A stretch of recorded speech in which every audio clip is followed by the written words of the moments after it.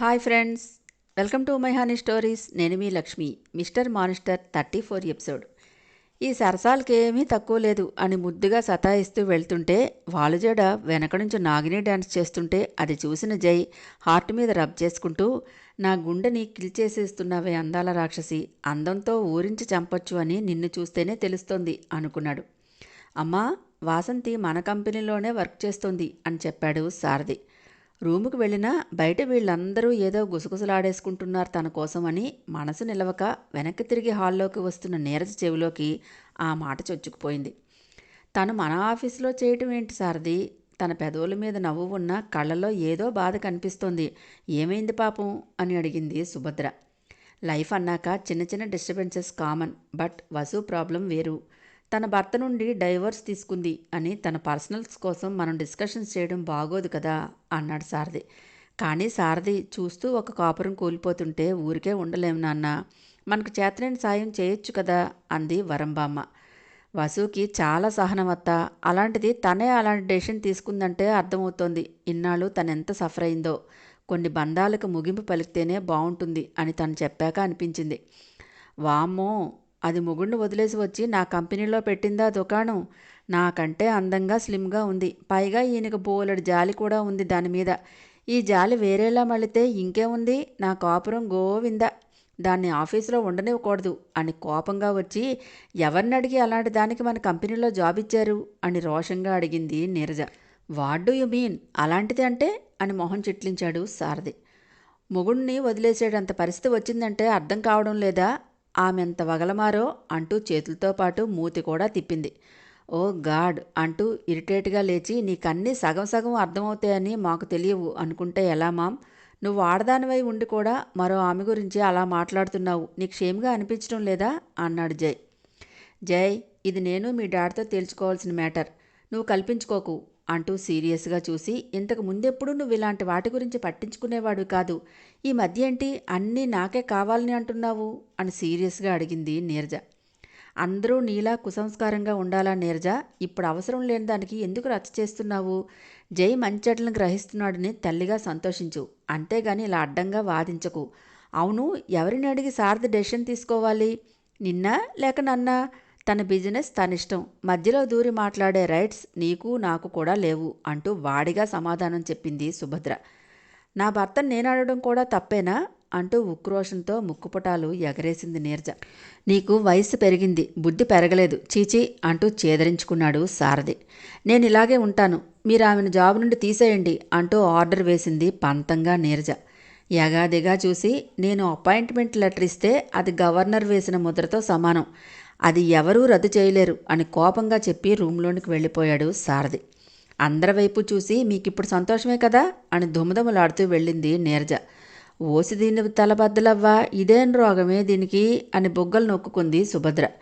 Nani, leave it, అరాకొరా brain వాళ్ళతో వాదిస్తే మన పీసే పోతుంది అని రూమ్లోనికి వెళ్ళాడు జై. కొడుకు చక్కగా ఇంటి పట్టున ఉంటూ సరదాగా మాట్లాడుతుంటే సంతోషంతో ఏదైనా వండి పెట్టుకోక ఇదేమి ఏడుపు మాయదారి సంతా అంటూ తల బాదుకుంది సుభద్ర. తన కోపం తెలిసి ఎందుకే బాధపడతావు, వదిలే, ఇంటిని చక్కబెట్టే మనవరాలుంది, వ్యాపారాన్ని పెంచే కొడుకున్నాడు, అది చూసి సంతోషించు, జై కూడా త్వరలోనే బాధ్యత తెలుసుకుంటాడు అంది వరం. అంతా పైవాడి దయ అని నిట్టూర్చింది సుభద్ర. రూముకు వెళ్ళేసరికే జై ఫోన్ రింగ్ అవుతోంది. తీసి నొసల మధ్య వేళ్లతో రబ్ చేసుకుంటూ, ఇది ఇంత ఎర్లీగా మార్నింగ్ చేస్తుందేంటి అనుకొని లిఫ్ట్ చేసి హలో అన్నాడు. హలో జై అంటూ షుగర్కే షుగర్ ఎగతన్ని చచ్చేంత స్వీట్గా పిలిచింది. వాట్ రేష్మి, కాల్ చేసావు, ఏదైనా వర్కా అని అడిగాడు. జై, నన్ను పూర్తిగా మర్చిపోయావు నువ్వు అంటూ గారాలు పోతూ, నీకోసం నైట్ పబ్కి వెళ్ళాను, నువ్వు లేక పబ్ అస్సలు బాగాలేదు అంటూ హొయిలిపోయింది. ఓ ఈజిట్ అని సమ్మోహనంగా నవ్వాడు. అబ్బా, నీ నవ్వు అలా వింటూ ఉండిపోవాలని ఉంది, చూడాలంటే నువ్వు దగ్గర లేవు కదా అని నీలిగింది. ఇంకేంటి అని అడిగాడు. జై, నాకు చిన్న ఫేవర్ చేయాలి, చేస్తావా అంటూ సన్నగా మొదలుపెట్టింది. నాకు వీలుంటే చేస్తాను, మనీ కావాలా అని అడిగాడు.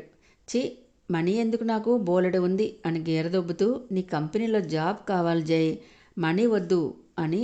జాబ్ కావాలి అంటుందేంటని డౌట్ పడకు, మా కంపెనీ చూసుకోవడానికి నేను వర్క్ స్కిల్స్ నేర్చుకోవాలనుకుంటున్నాను, మీ డాడ్ అండర్లో అయితే నాకు యూస్ఫుల్గా ఉంటుందని. ప్లీజ్ జై అంటూ రాగాలు తీసింది రేష్మి. వామ్మో, మా మామ వసు ఆంటీకి జాబ్ ఇస్తేనే ఫైర్ అయింది. ఇప్పుడు దీన్ని ఆఫీసులోకి రాణిస్తే నా రాక్షస పెళ్ళాం నా పీక కొరికి బ్లడ్ స్ట్రా వేసుకుని తాగేస్తుంది. ఇప్పుడు ఏం చేయాలి నేను అని తల బరుక్కుంటూ ఆలోచించాడు జై. జై, ఏంటి సైలెంట్ అయ్యావు? నీకంత పవర్ లేదా మీ కంపెనీలో? నైట్ ఆశ వాళ్ళ అన్నది నిజమేనా అంటూ రెచ్చగొట్టింది Reshmi. What do you mean అంటూ బేస్ వాయిస్తో అన్నాడు జై. జై వాయిస్లో కరుకుదనానికి రేష్మి గుండె గొబగొబలాడి పక్కనే ఉన్న రోణి వైపు చూసింది. కళ్ళతోనే సైగ చేశాడు రోణి. గుండెని చిక్కబెట్టుకొని ఆశ అన్నది నిజమా అంటున్న జై. ఆశ ఏం వాగింది? నువ్వేం నిజం చేస్తున్నావు అని యమా సీరియస్గా ప్రశ్నించాడు. అదే, నీకు కంపెనీలో ఎలాంటి హక్కు లేదని, అక్కడ నీ పెత్తనం చెల్లుబాటు కాబోదని, మీ వైఫ్ ఏది చెప్తే అదే జరుగుతుందని, నీ మాట మీ డాడ్ కూడా కేర్ చేయడని అన్నది. కావాలంటే ఇప్పుడే కాల్ చేసి అడుగు. నేను ఏమన్నానో తెలుసా జై? నువ్వు కంపెనీకి కాబోయే సీఈఓవి. నీకు విలువ లేకపోవటం ఏంటి అని వాదిస్తే వ్యంగ్యంగా నవ్వి, జై సీఈఓ అవటం ఏంటి కామెడీ కాకపోతే, మిథున కాబోయే సీఈఓ. ఆమెను డ్రాపింగు పికప్లు చేసుకుంటూ వెనకే హచ్కుక్లా తిరుగుతాడు అని ఏళనగా నవ్వింది జై అంటూ తెలివిగా సన్నగా మంట పెట్టింది రేష్మి. కంట్లో ఎర్రజీరలు తేలిపోయి బగబగా మండే అగ్నిహోత్రుల్లా మారిపోయాడు జై. నువ్వు ఆఫీస్కి రా అని మరో మాటకు తావు లేకుండా కాల్ కట్ చేశాడు. ఎస్ అంటూ ఎగిరి రోణి మీద పడి ప్లాన్ సక్సెస్ రోణి అంటూ ఎగిరింది.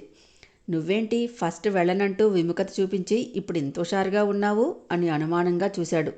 తన ఓవర్ ఎగ్జైట్మెంట్కి తనే తిట్టుకుంటూ, అబ్బా కాదు అన్నాడు అనుకున్నాం కదా, అలాంటి జైని ఒప్పించాను కదా, అందుకే ఖుషి అయ్యాను అంటూ కవర్ చేసుకుంది రేష్మి. నేను చెప్పానా ముందు ఆశని కెలుకు, దానికి బాగా నోటితోల ఎక్కువ, జైన్ చీప్గా మాట్లాడుతుందని. చూసావా ఎలా ప్లాన్ తిప్పేవో అంటూ గర్వంగా అన్నాడు రోణి. ఎస్, నేను ఆఫీస్కి వెళ్తే జైకి మరింత దగ్గరే తన లైఫ్ మొత్తం నేనే ఆక్యుపై చేస్తాను. కోట్ల ఆస్తితో పాటు రసికరాజైన జై నాకే సొంతం అని ఊహల్లో పిల్లర్ లేని ట్విన్ టవర్స్ కట్టేస్తుంది అత్యాశతో రేష్మి. ప్లాన్ సక్సెస్ అయింది కదా, సెలబ్రేట్ చేసుకుందామా అని మేని అందాలు నిమురుతూ తన గౌగిలిలో బంధించాడు రోణి. అతడి నుండి విడిపించుకొని నాకు పీరియడ్స్ అని అందమైన అబద్ధం ఆడేసింది రేష్మి. ఐబ్రో అప్ చేసి, ఏంటి ఈ మధ్య అసలు నాతో ఉండటానికి నీకు ఇష్టం ఉండడం లేదు, ఏంటి మ్యాటర్ అని సీరియస్గా అడిగాడు రోణి. మ్యాటర్ ఏముంటుంది, నాకు హెల్త్ బాగాలేదు అంతే, నువ్వు ఏదేదో ఊహించుకోకు అని విసిరిగా చేతులు విదిలించింది రేష్మి. గట్టిగా ఆమె పీక పట్టుకుని ప్రెస్ చేస్తూ, ఎదవ డ్రామాలు ప్లే చేయాలని చూస్తే చంపి పాతేస్తాను, అండర్స్టాండ్ అంటూ డాల్లా సోఫాలోకి విసిరేసి వెళ్ళాడు రోణి. వెకిలిగా నవ్వుకుంటూ, ఏడ్చావులే అని తన కంఠాన్ని సవరదీసుకుంది రేష్మి. దీని పేరాస్తో కట్టుకున్నది పోయే ఉంచుకున్నది పాయే అన్నట్టు అవుతుందేమో. మిథున వచ్చేసరికి కోబ్రాలా బుసలు కొడుతున్నాడు జై. అతని బాడీ లాంగ్వేజ్లో వచ్చిన మార్పును చూసి, ఇంతలో ఏం ముంచుకు వచ్చింది, ఇలా సెగలు పొగలు కక్కుతున్నాడు, బొగ్గు ట్రైన్లోలా కదిపితే మీదపడి కరవడు కదా అనుకొని జై అని మెల్లగా పిలిచింది మిథున. కళ్ళు మూసి ఎర్రబడిన తన కళ్ళని నార్మల్ చేసుకోవడానికి కాసేపు అలాగే ఉండి అప్పుడు హా అంటూ వెనక్కి తిరిగి, ఏంటే అన్నాడు. బ్రేక్ఫాస్ట్ చేయకుండా వచ్చావు నువ్వు, అందుకే వచ్చాను అంది. ఐబ్రో అప్ చేసి, నువ్వు కాఫీ ఇచ్చావా అని అడిగాడు జై. అయ్యో, నువ్వు కాఫీ తాగలేదా అని నొచ్చుకొని, ఇప్పుడే తెస్తా ఉండు అని వెనక్కి తిరిగింది. చెయ్యి పుచ్చుకొని మీదకి లాక్కొని, కాఫీ ఇస్తావా అని తిప్పుకుంటూ, ఎక్కడికే వెళుతున్నావు అని కళ్ళు ఎగరేశాడు. కాఫీ తీసుకువస్తాను అని చెప్పా కదా అని అమాయకంగా అంది. నాకు కావాల్సింది డికాషన్ కలిపిన కాఫీ కాదే, స్వీట్ హనీ కలిపిన కాఫీ అంటూ ఎర్రగా ఊరించే రెడ్ స్ట్రాబెర్రీస్లో ఉన్న పెదవులపైన బొటన వేలుతో నిమిరాడు. గుర్రుగా చూస్తూ, మొదలుపెట్టావా, నీ టీజింగ్ బాగా అలవాటైంది నీకు అంటూ ఆ చేతిని తోసేసింది మిథున. ఏదే అసలు ఎక్కడ స్టార్ట్ చేయనిస్తున్నావు, గయ్యాళి గంపలా నోరేసుకుని పడిపోతున్నావు కదే అని నడుం చుట్టూ చేతిని వేసి దగ్గరకు లాక్కున్నాడు జై. చెస్ట్ మీద చేతిలోంచి, అబ్బా ఏంటిది నైట్ అంతా పొట్లంలా ప్యాక్ చేసావు చాలదా, ఇప్పుడు నలిపేస్తున్నావు అని గింజుకుంది మిథున. నాకు వద్దన్నది చేయటం మహా సరదా, సో నువ్వు గమ్మున ఉండకపోతే బెడ్ మీద ఉంటావు అని బేస్ వాయిస్తో అన్నాడు. జై కోపం చూసి మూత మూరు ముందుకు పెట్టి, నేనేం పాపం చేశాను, ఎందుకు ఎప్పుడు కరుస్తూనే ఉంటావు అని క్యూట్ ఫఫీ ఫేస్ పెట్టింది. ఆ ఫేస్ చూసి మనోహరంగా నవ్వేస్తూ తన నుదుటితో ఆమె నుదుటిని ఢీకొట్టి, ఏం వేషాలు వేస్తున్నావే రాక్షసి, కాఫీ కావాలే, మైండ్ డిస్టర్బ్గా ఉంది అని గారంగా అంటూ మిథున పెదవులు అందుకున్నాడు. అతన్ని తోసేయలేదు, అలా అని రియాక్ట్ అవ్వలేదు, జస్ట్ బొమ్మలా నిలబడింది మిథున. కళ్ళు చిట్లించి చూస్తూ ముద్దుకు కూడా అవాయిడ్ చేస్తున్నావు కదే అనుకుని ఉండవే నీ దోలు తీర్చాలి అని నడుమును మాడతని మునివేళ్లతో మీటుతూ చిన్నగా ప్రెస్ చేశాడు జై. తనువులో ప్రకంపనలు కలిగి మత్తుగా మూనింగ్ సౌండ్ ఇచ్చింది మిథున. కళ్ళతోనే నవ్వుతూ ముద్దులో గాఢతను పెంచాడు. ఆ ముద్దు మాధుర్యానికి మెల్టయ్యి మెడ చుట్టూ చేతులు ఇష్టంగా పెనవేసింది మిథున. ఊపిరి భారంగా మారగా నెమ్మదిగా పెదవులు వదిలి చిరుముద్దు అద్దుతూ తన బిగి కౌగుల్లో బంధించి ఏయ్ అంటూ హస్కీ వాయిస్తో పిలిచాడు. కోళ్ళకళ్ళని కిందకి వాల్చేసి మౌనమునిలా అయింది మిథున. బుగ్గల మీద పెదవులతో రాస్తూ క్యూట్ డెవిల్ చంపుతున్నావే అనొచ్చు కదే అంటూ గారాలు పోయాడు. చురుగ్గా చూసింది మిథున. కళ్ళు మాత్రం ఇంతింత ఆల్చిప్పలంత పెట్టాడు. గాడ్ పెట్టాల్సిన అసలైన రసమై శృంగారగంధులు పెట్టకుండా అంటూ మెడ వంపులో ముద్దు పెట్టి బయట చేశాడు. ఈయన నన్ను కాల్చుకుని తినేస్తున్నాడు, అసలైన హెల్ అంటే ఇదేనేమో అని మైండ్లో వాయిస్ వేసుకుంది. జై ఫోన్ రింగ్తో హగ్గకు బ్రేక్ ఇచ్చాడు. ఎర్రబండి చెక్కిళ్లతో తల వంచేసుకుని వడివడిగా బయటికి వెళ్ళిపోయింది. సన్నగా నవ్వుకుంటూ హెయిర్ వేళ్లతో లాక్కొని ఫోన్ తీసి చూశాడు జై. అన్నౌన్ నెంబర్ కావడంతో అవాయిడ్ చేసి వార్డ్రోబ్ నుండి డ్రెస్ తీసుకుంటుంటే సేమ్ నెంబర్ నుండి మళ్ళీ కాల్ వచ్చింది. ఎవడేహే వీడి పని పాటాలేని ఎదవా అంటూ కాల్ లిఫ్ట్ చేసి హలో అని రాయల్ వాయిస్తో అన్నాడు. సార్ నేను అంటూ అతని గురించి చెప్పి మీతో బిజినెస్ డీల్ గురించి డిస్కస్ చేయాలి, మీరు టైం చెప్తే నేను వచ్చి కలుస్తాను అని వినయంగా అన్నాడు. ఏం బిజినెస్ అని గంభీరంగా అడిగాడు జై. సార్ మిమ్మల్ని మీట్ అయ్యాక అన్ని డీటెయిల్స్ చెప్తాను, మరి రమ్మంటారా అని అడిగాడు అతను. ఓకే నేను టైం మెసేజ్ చేస్తాను అని కట్ చేశాడు జై. పక్కనే ఉన్న వివేక్ను చూసి గుండెల మీద చేతిని ఆంచుకొని ఆ వాయిస్ ఏంట్రా అలా ఉంది, భయంతో మాట పెగల్లేదు నాకు అంటూ వాపోయాడు అతను. వాడి వాయిస్ బేసే, వాడిలో ఇసుమంత కూడా సీరియస్నెస్ ఉండదు, ఎప్పుడూ అమ్మాయిలు పబ్బులు ఎంజాయ్మెంట్ అంటూ తిరుగుతాడు అని వ్యంగ్యంగా నవ్వాడు వివేక్. హాయ్ ఫ్రెండ్స్, నా ఛానల్ నచ్చితే కనుక లైక్ చేయటం, షేర్ చేయటం, సబ్స్క్రైబ్ చేసుకోవటం మర్చిపోకండి. పక్కనే ఉన్న బెల్ ఐకాన్ని ప్రెస్ చేయండి. నెక్స్ట్ అప్డేట్ కోసం వెయిట్ చేస్తూ ఉండండి. ఇంతకీ వివేక్ కాల్ చేసి ఏం చెప్తాడో నెక్స్ట్ ఎపిసోడ్లో తప్పకుండా వినేయండి మరి.